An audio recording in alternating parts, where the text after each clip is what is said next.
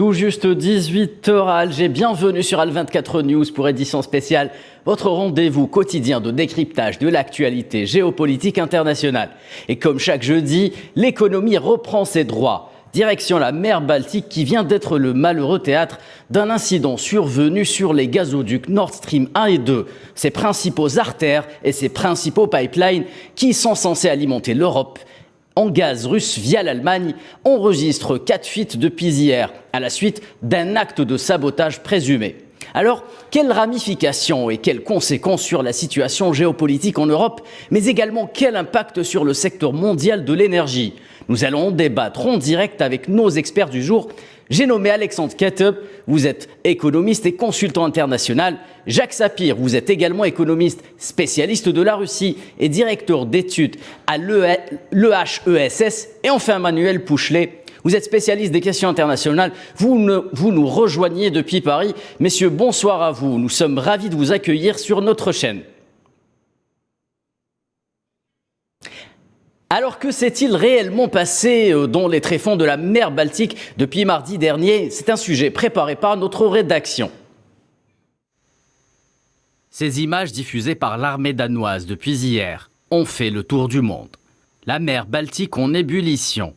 Un phénomène dû à une importante fuite de gaz sous-marine survenue au niveau des gazoducs reliant la Russie à l'Allemagne, Nord Stream 1 et 2. En à peine 24 heures, 3 grandes fuites sont apparues au large de l'île danoise de Bornholm. 2 sur Nord Stream 1 et 1 sur Nord Stream 2. Les volumes de gaz s'échappant des fonds marins sont importants. L'on évoque 2 millions de mètres cubes de méthane. Mais que s'est-il réellement passé? C'est la question que tout le monde se pose. 2 détonations ont été identifiées et ont créé 3 fuites. 2 d'entre elles sont à l'intérieur de la zone économique du Danemark et une d'entre elles est à l'intérieur de la zone économique de la Suède. Alors qu'aucun élément matériel ne permet pour le moment de situer les responsabilités, les accusations entre occidentaux et russes fusent de part et d'autre. L'Union européenne est la première à réagir en soupçonnant d'abord un acte de sabotage avant que Bruxelles, par la voix de la présidente de la Commission, Ursula von der Leyen, et le chef de la diplomatie européenne, Joseph Borrell, ne retiennent cette hypothèse comme étant un fait avéré, même si aucune enquête indépendante n'a encore été diligentée. De son côté, la porte-parole de la diplomatie russe, Maria Zakharova, a pointé du doigt la responsabilité américaine. Le président américain est obligé de répondre à la question de savoir si les États-Unis ont mis à exécution leurs menaces, a-t-elle lancé sur Telegram, en référence à la déclaration de Joe Biden, affirmant début février que Washington mettrait fin à Nord Stream 2 si Moscou intervenait militairement en Ukraine. L'empressement européen à conclure d'un sabotage est appuyé par une volonté américaine de contribuer à lever le voile sur cet incident. Le site d'information allemand Spiegel One a révélé aujourd'hui que la CIA avait alerté cet été le gouvernement allemand de la possibilité d'un sabotage sur les gazoducs de la Baltique. Allez, trêve de suspense et place au débat désormais. Et l'on va commencer avec vous, professeur Sapir.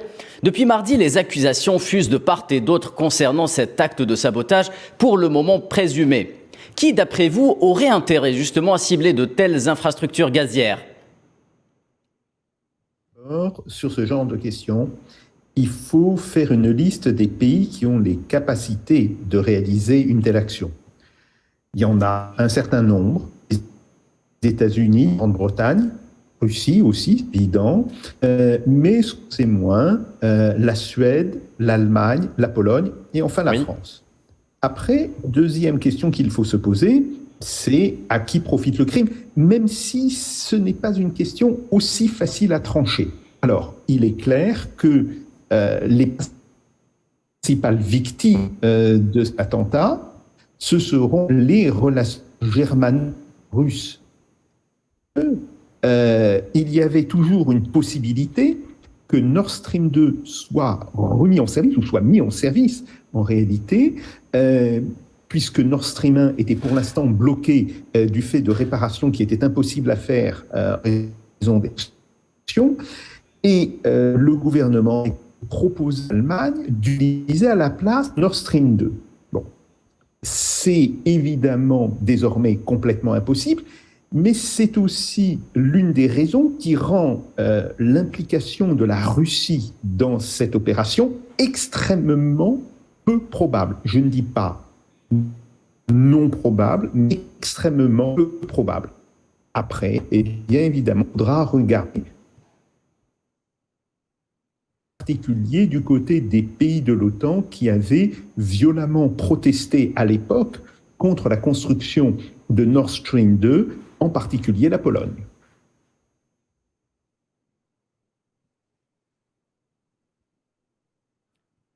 Très bien, professeur Sapir, c'est un peu plus clair. Alexandre Kateb, l'incident en question a eu lieu en concomitance avec deux événements importants. Il s'agit des référendums d'annexion de 4 régions en Ukraine, mais également l'inauguration du Baltic Pipe, un autre pipeline stratégique entre la Pologne et la Norvège. Pensez-vous que le timing de l'incident soit justement fortuit, ou faut-il voir, ou plutôt y jeter un œil plus ou moins complotiste, si vous me permettez cette expression? Alors, sans faire de la théorie du complot, il est évident que le timing n'est pas fortuit, que l'annonce des résultats des référendums qui ont été conduits dans les régions sous contrôle russe par le président Poutine demain, avec un discours qui va probablement valider le rattachement de ces territoires à la Russie, intervient dans un moment charnière et c'est ce sabotage, puisqu'il s'agit bien d'un sabotage, coïncide avec cette action politique. Et donc là, on peut se poser des questions, effectivement, comme ça a été souligné par le professeur Sapir, oui, à qui profite le crime. Exactement. On voit bien qu'il y a des pays aujourd'hui qui veulent couper toute espèce de relation entre la Russie et l'Union européenne et rendre irréversible toute normalisation de ces relations dans un futur proche. Oui. Et quelle est la meilleure manière de le faire? C'est de priver la Russie de l'un de ses leviers principaux, qui est le levier énergétique dans ces relations. Et donc là, on voit très bien que ce n'est probablement pas une coïncidence. Quel intérêt aurait la Russie elle-même à faire ce genre de sabotage? Par des raisonnements alambiqués, on pourrait arriver à la conclusion que la Russie y a un quelconque intérêt, parce qu'elle ferait apparaître la fragilité de ses infrastructures et sa capacité à couper à tout moment ces flux, y compris sur le nouveau gazoduc sous-marin entre la Norvège et la Pologne. Néanmoins, ça n'a jamais été la position russe, puisque la Russie a toujours affirmé qu'elle honorait ses contrats et que les disruptions qui ont été constatées résultent des sanctions, comme ça a été rappelé auparavant. Donc je ne vois pas pourquoi et comment la Russie aurait un intérêt à saboter ses propres infrastructures et surtout à saboter une possible normalisation de ces relations futures avec les grands pays européens, principalement avec l'Allemagne. Et donc, quand on voit plus loin, il y a les États-Unis. Néanmoins, il y a eu un démenti de la part de la Maison-Blanche. Alors, faut-il croire ce démenti? Je ne saurais le dire aujourd'hui.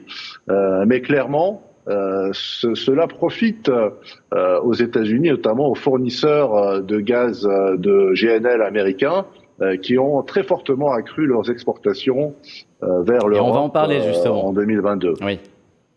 Très bien. Ce n'est pas un avis tranché, mais ça a le mérite d'être clair, monsieur Kateb. Manuel Pouchelet, quelles vont être, selon vous, les premières conséquences de cet incident sur la relation de la Russie et les pays occidentaux? Écoutez, bonsoir. Je pense que de toute façon, dans un premier temps, ce qu'il faut observer, c'est qu'on va rechercher une responsabilité pour cet incident.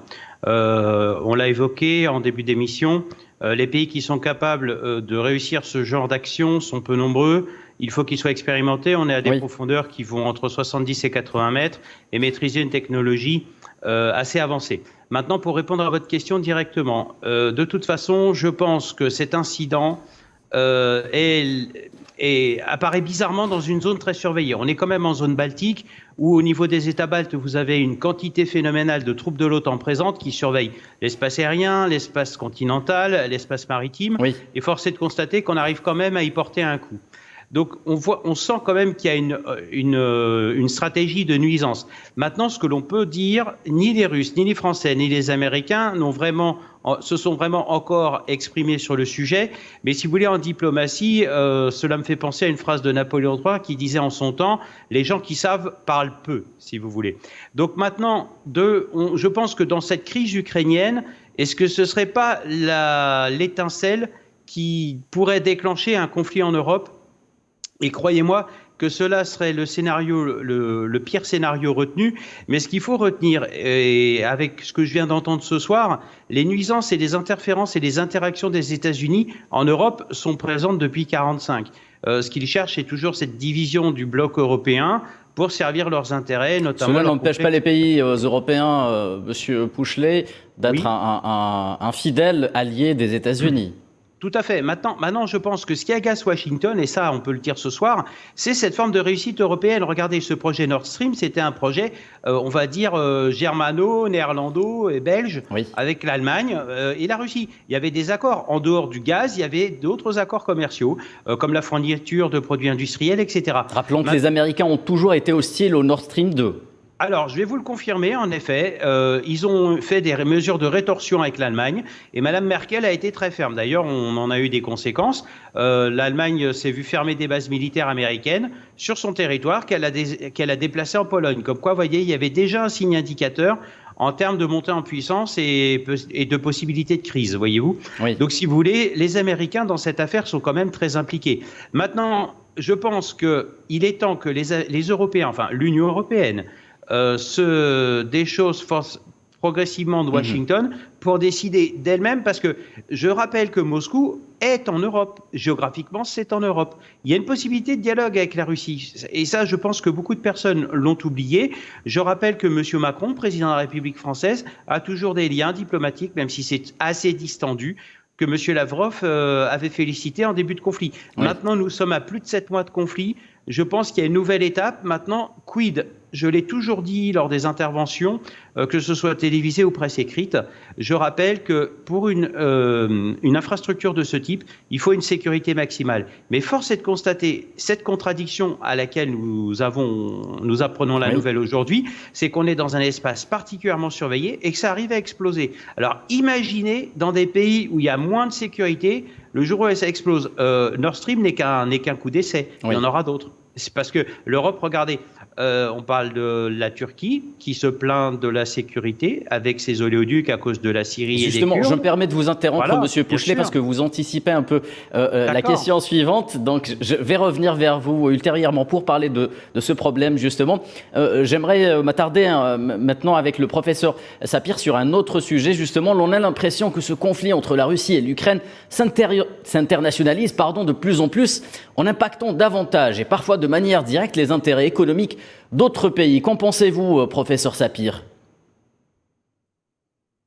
Ce conflit qui, au début, était très limité, est en train de s'internationaliser. Alors, d'une part, du fait du soutien apporté à l'Ukraine par les pays de l'OTAN, d'autre part, du fait des sanctions, et enfin, du fait que toute une série de pays qui ne soutiennent pas nécessairement la Russie, considèrent néanmoins que les torts ici sont partagés et donc se refusent à prendre une position ou se refusent à condamner la Russie, ce qui est évidemment très mal vu par les États-Unis. Après, le point important, c'est l'extension économique du conflit. Il y a évidemment la question des céréales, qui n'est toujours pas réglée en réalité, même si l'Ukraine a pu exporter une partie de ses stocks de céréales, eh bien on voit très bien qu'une partie de ces stocks, justement, ne sont pas allés dans les pays qui en ont le plus besoin, mais sont allés tout simplement en Europe. Pour ça, c'est un premier point. Et puis, deuxièmement, il y a la question si il n'y a plus du tout de gaz russe qui arrive en Europe, la première victime sera évidemment l'économie allemande. Oui. Or, que va-t-il se passer si l'économie allemande, et là je reprends une note qui a été publiée par Deutsche Bank il y a de cela quelques jours, si l'économie allemande se contracte entre moins 3,5% et moins 5%. Cela aura évidemment des conséquences. Alors d'abord des conséquences sur l'Union européenne, c'est évident. Nous en France, nous en subirons les conséquences.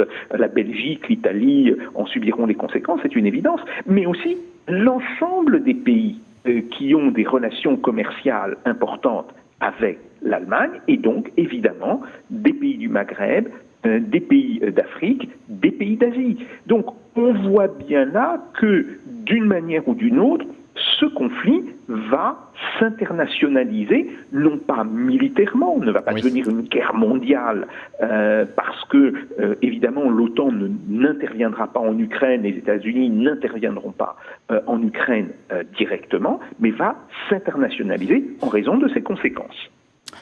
Très bien, professeur. Monsieur Ketub, j'ai envie d'avoir votre avis concernant la même question, ce conflit qui s'internationalise de plus en plus. Est-ce qu'il y aura d'autres pays qui devront désormais payer les pots cassés également ? Tous les pays vont payer les pots cassés, comme ça a été dit auparavant. Il est clair qu'aujourd'hui, il y a une spirale destructrice qui se met en place, une spirale de destruction au niveau économique qui va toucher d'abord l'Europe, mais qui touchera également les autres pays qui sont dans la périphérie de l'Europe. Après, il faut voir aussi que cette crise intervient dans un contexte où les États-Unis eux-mêmes s'apprêtent à entrer en récession, ou en tout cas vont expérimenter un ralentissement très marqué de l'activité économique. Et d'autre part, on a la Chine qui peine à redémarrer son économie dans le contexte de la lutte contre le Covid, mais aussi d'une crise très profonde dans le secteur immobilier. Et donc, les leviers pour redémarrer l'activité sont en réalité très réduits, en Chine aussi. Donc, il va y avoir en 2023 une synchronisation entre les trois grands moteurs de l'économie mondiale, que sont l'Europe, les États-Unis et la Chine. Et tout ça va évidemment avoir des conséquences pour tous les autres pays, y compris pour les producteurs de matières premières. Si on accepte le gaz, peut-être, parce que l'Europe aura toujours besoin de gaz, mais pour les autres matières premières, on va clairement voir un plongeon dans les prix de ces matières et ça risque d'avoir aussi des conséquences pour ces pays. Très bien. Manuel Pouchelet, je reviens justement au sujet que vous évoquiez avant que je ne passe la main au professeur Sapir. Doit-on désormais craindre justement pour la sécurité des installations et autres infrastructures énergétiques dans le cadre de ce conflit et même en dehors, j'ai envie de dire ? De toute façon, la sécurité des infrastructures a toujours été la clé de voûte de la réussite d'un projet. Je pense que les concepteurs, que ce soit les États ou même les décideurs de ces projets, prennent toujours en compte cet aspect, on va dire, sécuritaire. Pourquoi ? Parce qu'aujourd'hui, la ressource naturelle, on en a conscience, constitue des enjeux et des leviers et des moyens de pression sur les économies. On a pu le voir notamment en juin 2020, lorsque l'Arabie Saoudite a été attaquée par les rebelles houthis pour couper ses oléoducs et raffineries. Oui. Maintenant, ce qui se passe en Europe, on est quand même dans une zone hautement sécuritaire, et là, on pourrait se poser la question du quid du dysfonctionnement de sécurité. Si vous voulez, on est quand même dans une zone stratégique où il y a énormément de bateaux à la mer et d'autres différentes technologies radars qui permettent de vérifier tout ça. Je pense qu'aujourd'hui, le grand danger dans ce conflit, c'est, si vous voulez, c'est cette sécurité des approvisionnements. Ça mobilise des hommes et des moyens, mais en même temps, ça a des coûts qui vont se répercuter sur la facture énergétique, si vous voulez. Donc, exactement. Et ça, ce sont des choses dont on ne mesure pas encore ou pleinement les incidents, mais une chose est sûre, on a affaire à des pays qui vont être affaiblis et qui pourtant, et c'est là qu'il y a un paradoxe, et qui pourtant en Europe ont des technologies qui peuvent se substituer au gaz. Je pense que les pays qui ont voulu choisir le gaz se sont laissés séduire par des sirènes politiques qui n'étaient pas tout à fait cohérentes, et force est de constater qu'aujourd'hui, ils en payent le prix fort. L'Allemagne et le gaz, alors que l'Allemagne avait la technologie nucléaire. Je rappelle une chose, on parle de la sécurité des approvisionnements. Je rappelle que Berlin est approvisionné par les centrales nucléaires françaises. La centrale de Kattem, qui est à la frontière, approvisionne Berlin. L'Allemagne qui est actuellement justement touchée par la baisse de productivité du secteur nucléaire français, justement. Tout à fait. Alors, actuellement, de toute façon, qu'on ne s'y trompe pas en ce qui concerne le nucléaire français, la campagne de rétrofit des installations a été prévue, et à l'époque, Madame Royal, il y a de ça quelques années, quand elle était ministre de l'écologie en France, l'avait prévenu, François Hollande, avec déjà une augmentation des factures. Donc, si vous voulez, quand on nous dit certaines informations, ça me fait un petit peu sourire, mais j'ai l'impression que certains ont perdu la mémoire, si vous voulez. Maintenant, revenons à la question sécuritaire. Rapidement, si vous le voulez bien, monsieur Pouchet. Je vais faire très vite. C'est un enjeu important et incontournable. Voilà, tout simplement. Très bien. Professeur Sapir, disons les choses clairement. Est-ce que ce n'est pas le gaz naturel, justement, qui est attaqué au détriment du GNL quand on sait que certains pays tirent pleinement profit de la situation actuelle? J'entends par là les États-Unis principalement ou encore le Qatar. Concrètement, en Europe, cela va aboutir par une substitution progressive du GNL au gaz naturel, alors évidemment au gaz russe, et puis à terme au gaz norvégien, parce qu'on sait que les gisements norvégiens aujourd'hui arrivent plus ou moins en bout de course. Oui, mais vous convenez que ça n'aura pas le même coût? Oui, et c'est ça le problème, c'est qu'on sait très bien que le GNL impose des coûts qui lui sont spécifiques. C'est d'abord le coût de compression, puis le coût de décompression à l'arrivée. Grosso modo, ça va revenir à peu près 30 à 35% plus cher que du gaz qui arriverait par gazoduc. Et d'une certaine manière, cela va compromettre la compétitivité de toute une série de secteurs en Europe, évidemment la sidérurgie et la métallurgie, mais aussi le secteur de l'agroalimentaire, mais aussi le secteur de la construction à cause du ciment, le secteur de la chimie. Bref, ce qui risque de se passer, c'est que, en raison de cette hausse des coûts de l'énergie, et spécifiquement de la hausse des coûts qui est liée au remplacement du gaz de gazoduc par du gaz de GNL, on pourrait aboutir dans les années qui viennent à une nouvelle délocalisation des industries, une délocalisation qui cette fois-ci toucherait les grands pays industriels, c'est-à-dire en premier lieu l'Allemagne, mais aussi malheureusement la France et l'Italie. Exactement. Monsieur Kett, quelles conséquences sur les prix de l'énergie d'une part et sur la confiance des marchés d'autre part si ce scénario venait à se reproduire de manière régulière à ce stade du conflit? Alors, déjà, j'aimerais rebondir sur ce qui a été dit concernant les délocalisations. Oui, en effet, je souscris totalement à ce diagnostic. Néanmoins, il y a peut-être quelque chose de positif, entre guillemets, c'est que pour les pays d'Afrique du Nord, par exemple, ces pays pourraient devenir des destinations de localisation à courte distance de l'Europe, si il y avait vraiment un projet intégré de construction de cet espace euro-méditerranéen.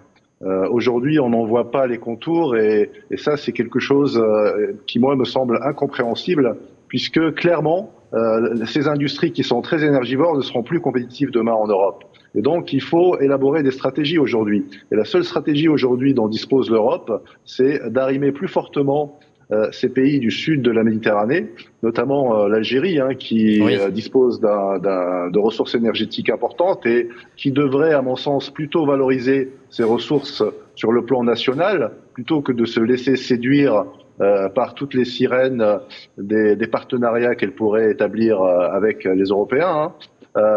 Et donc, en fait, là, il y a une opportunité, une carte à jouer à la fois pour l'Europe et pour des pays comme l'Algérie pour construire un partenariat plus équilibré.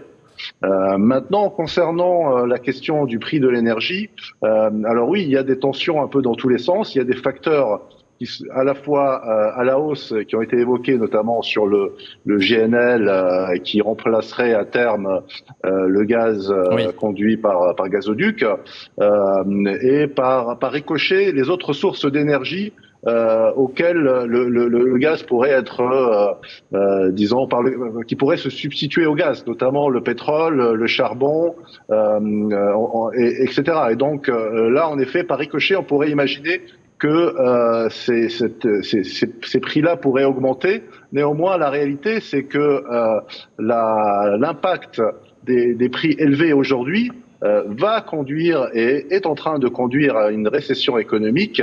Et cette récession sera sévère et va détruire les capacités industrielles. Et donc, l'impact net, je pense qu'il sera plutôt négatif à la fois sur la demande et sur le prix des différentes énergies, avec cette incertitude qui demeure néanmoins sur le prix du gaz. Très bien. Manuel Pouchelet, j'ai envie de tenter une question, même si cette hypothèse n'a pas été beaucoup abordée pour le moment. Est-ce que vous pensez qu'il y a une chance pour que cette opération présumée de sabotage soit une espèce de Rainbow Warrior ratée, encore une fois, de la part de son instigateur ? Oui, on pense au Rainbow Warrior. En effet, maintenant, moi, j'ai un petit peu peur que, maintenant que cela a fonctionné, j'ai peur que cela se reproduise en Méditerranée. Votre invité, Monsieur Kateb, vient de l'évoquer avec... je pense que... Regardez, on est dans un espace hyper surveillé. En Méditerranée, les gazoducs sont principalement algériens, si je puis dire. Oui, mais... Pas que, mais principalement. Oui, mais c'est pas impossible qu'ils fassent sauter, L'objectif, c'est de bloquer l'Europe et de faire... En fait, les Américains ont parfaitement... Qui aurait intérêt à le faire, selon vous, Monsieur Pouchelet ? Non, justement, moi je pense que les Américains veulent nous revendre leur gaz de schiste, leur GNL. Ils veulent avoir la maîtrise. Il faut savoir que les États-Unis, depuis de nombreuses années, veulent avoir l'entière totale et maîtrise du pétrole et de se dériver en termes de ressources naturelles pour faire la concurrence à la Russie et à la Chine, si vous voulez. Donc ça, c'est une donnée qui est connue. Maintenant, ils ont une manière de s'y prendre qui est maladroite, puisque les Européens ne vont pas se laisser faire. Oui. Maintenant, ce qui est dommage, c'est que la direction de l'Union européenne suit, tant dans l'esprit que dans la lettre, les directives de Washington. Et je pense que c'est une erreur, si vous voulez. Voyez-vous ? Maintenant, les conséquences dont on parle ce soir, économiques, vont être lourdes. Et tôt ou tard, je peux vous dire une chose, si vous prenez la pensée philosophique de Marc Bloch, vous pouvez serrer dans votre poing une guêpe, mais pour l'étouffer, mais elle ne va pas mourir sans vous avoir piqué, si vous voulez. Et oui. Je pense que les Européens, à un moment, vont avoir une vive réaction d'un ras-le-bol. Et je rappelle que la population n'est jamais neutre, si vous voulez. C'est sans compter sur les positions de la Commission européenne, pour l'instant, j'ai envie de dire. Oui, mais si vous voulez, la position de la Commission européenne, maintenant, quand on voit les positions qu'elle a envers l'Italie, qui est un pays démocratiquement élu et qu'elle sanctionne parce qu'il y a un vote qui ne leur plaît pas, oui. Je pense que ça fait longtemps que la position de la Commission européenne n'est plus suivie dans les pays, si vous voulez. Les seuls dirigeants qui sont profondément européens, c'est Monsieur Macron. Maintenant, je pense que, étant aussi de culture moyenne-orientale, je pourrais dire en concluant ce beau proverbe, là où il y a une volonté, il y a un chemin. Et je pense très sincèrement qu'aujourd'hui, cette histoire de Nord Stream parasitait la réussite des Américains en Europe, puisque les Européens étaient en train de leur démontrer un tour de force, entre guillemets, à leurs immixtions. Ça, c'est ce que je pense qu'on peut affirmer ce soir à nos téléspectateurs. Et puis, en même temps, il est grand temps que l'Europe décide d'elle-même, sans forcément subir à chaque fois les interactions de Washington qui deviennent pesantes. De toute façon, si vous voulez, Washington... Pour conclure, s'il vous plaît, Monsieur Pouchelet. Oui, je vais conclure. Washington aura besoin de l'Europe, et sans l'Europe, Washington ne pourra pas faire à la Chine et aux autres enjeux. Très bien, et le maître du temps de cette émission a fait que ce sera le mot de la fin, Monsieur Pouchelet. C'est fini pour aujourd'hui, pour Édition Spéciale. Merci à vous, chers experts, pour tous ces éclairages. Merci aux téléspectateurs qui nous ont suivis durant ces 30 minutes de débat. Vous pouvez revoir ce programme en intégralité sur notre chaîne YouTube. Édition Spéciale revient en direct dès demain. D'ici là, restez fidèles à L24 News. Excellente soirée à vous.